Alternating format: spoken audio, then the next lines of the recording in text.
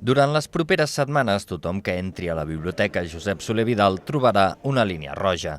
Si seguim la línia, ens portarà fins a la sala on treballa la Lara Martínez, l'artista que fins al proper 10 de maig realitzarà una residència amb un projecte de recerca i producció artística sobre noves oralitats digitals.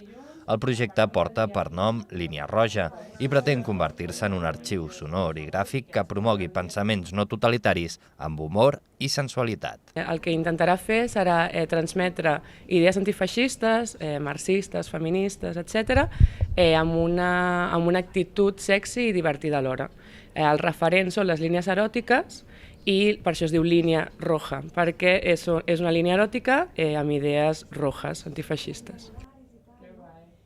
En principi, la bibliografia que he triat i que encara he de triar, hi ha un procés de documentació primer, seran tot de textos crítics, que quan es tradueixin de forma sexy quedaran, doncs, per una banda hi haurà un punt d'humor i per una altra banda hi haurà un punt de sensualitat. Aquesta proposta ha estat la guanyadora de la residència d'art digital i oralitat convocada per les biblioteques de Gavà i Tantàgora en el marc del programa Bibliolab. És un projecte molt innovador perquè el tema de la residència a les biblioteques no és molt original.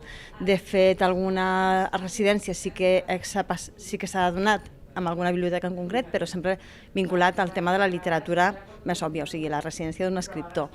En aquest cas, es tracta d'una residència artística que treballa un projecte que relaciona art digital i oralitat.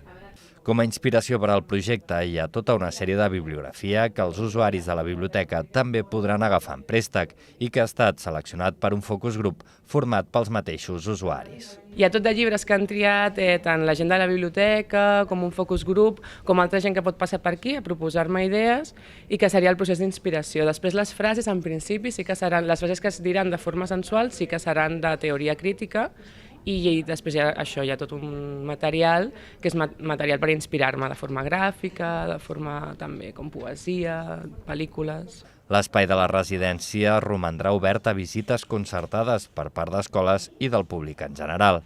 A més, també comptarà amb la participació del grup de teatre amateur de Gavà.